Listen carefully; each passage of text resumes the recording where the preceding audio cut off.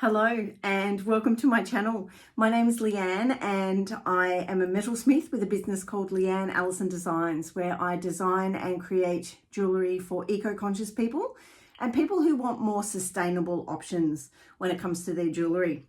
So welcome to my very first video. I am nervous and excited. I have no idea where this is going to go, but I'm really happy to have started this channel, and I want it to sort of be part behind the scenes, studio vlog, and sort of a little bit of just us being able to hang out while I make a few things, and if I've got some knowledge that I think you might learn from, then I'm happy to pass it on. So yeah, that's sort of what I'm hoping this channel will be about. So a little bit more about me. So I started making beaded jewellery when I was about 18 years old. So that just feels like a lifetime ago.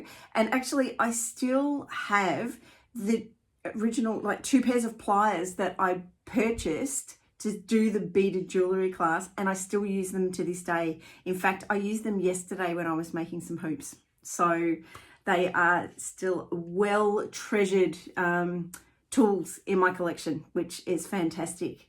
I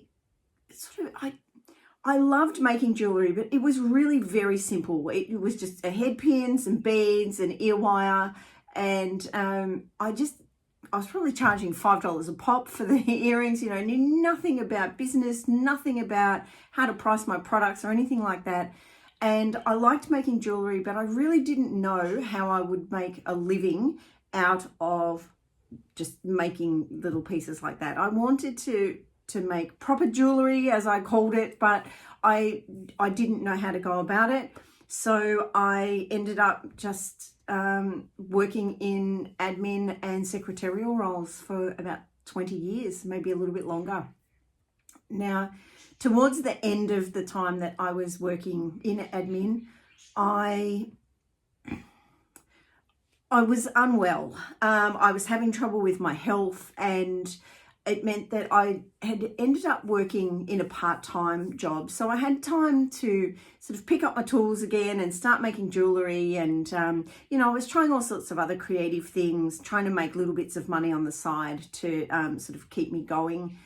And then eventually I got to the point where I just couldn't work a day job anymore. I just wasn't well enough. So I quit my job, and I had no savings, no other job to go to, no idea what I was going to do. So I had this eagerness to not starve, and I ended up basically just taking my business full time. And that was back in 2016. Now, during the times when I had been working part-time, I'd learned some new skills. So YouTube was a thing by then, and I just got to the point where I thought, I'm sure I can learn something from videos on YouTube. I taught myself to solder, to form metal, and to do a few other bits and pieces. I then did a short course with a lady named Jane, who helped me to sort of learn a few other little bits and pieces and to iron out some of the kinks I had in the way I worked. And that helped me immensely. So I then went off and did a Certificate 3 in micro business operations, and sort of got a little bit of an idea on how to run a business. And it was sort of on its way from there. So I still struggle with my health. I will explain a bit more about my health in another video, but it has meant that I have times where my business is flying and it's doing really well, and then other times where it is crashed, it's in a hole. It's just a burning mess and nothing is happening. And I think that's part of the problem when you work for yourself and on your own.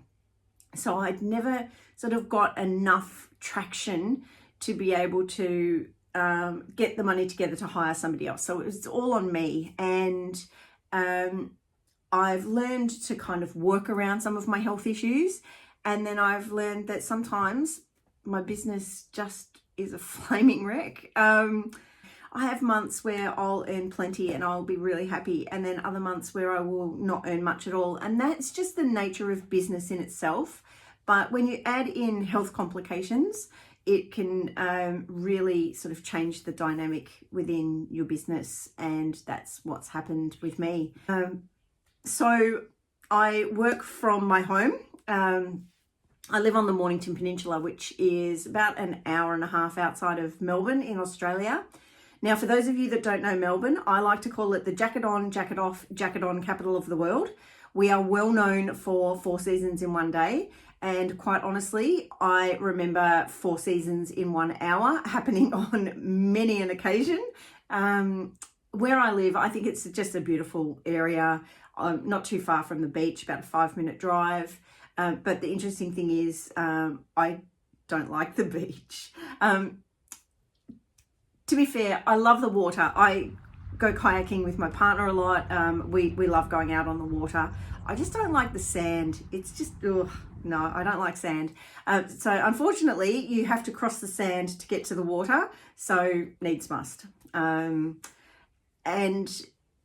yeah, the area I'm in, it's sort of a little bit country, a little bit suburban. We do have a lot of green wedge area, which is really lovely. But and we've got sort of a small town feel. But yeah, we're not too far from the city, which is great. So my studio is just out the back. It's a little shack attached to the back of the house. When we moved in here back in 2019, it was basically just a little shed on the back, and I would try and work out there, but it would be too hot in the summer, too cold in the winter.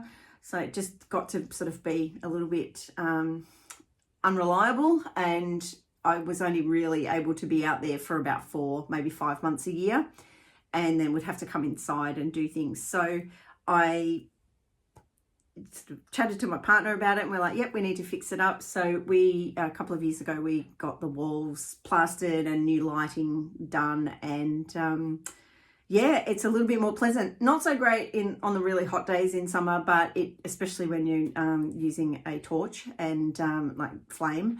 But it's good in winter now. I can pop a heater on for a little while. It warms up really quickly, and it's actually quite pleasant out there.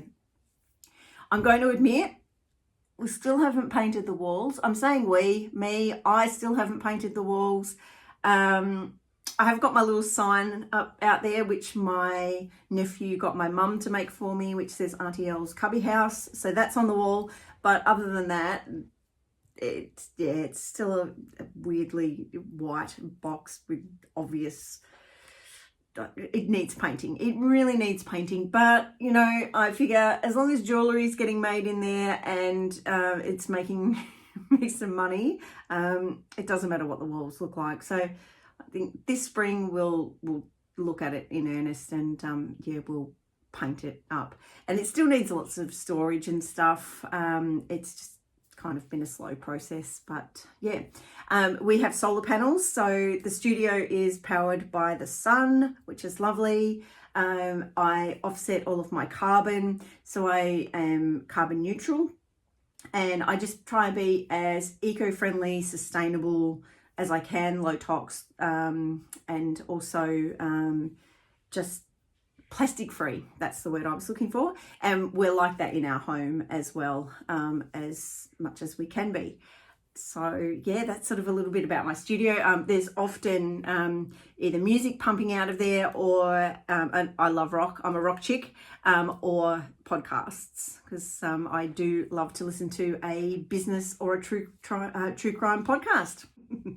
So I want to say thank you for just joining me today. Thank you for sitting and listening and learning about me and my business. I'll do another video about my health, and so hopefully that will help out somebody. I'll introduce you to my pieces and things like that. So again, thanks for listening, thanks for being here, and I will catch you in the next video. Okay, bye.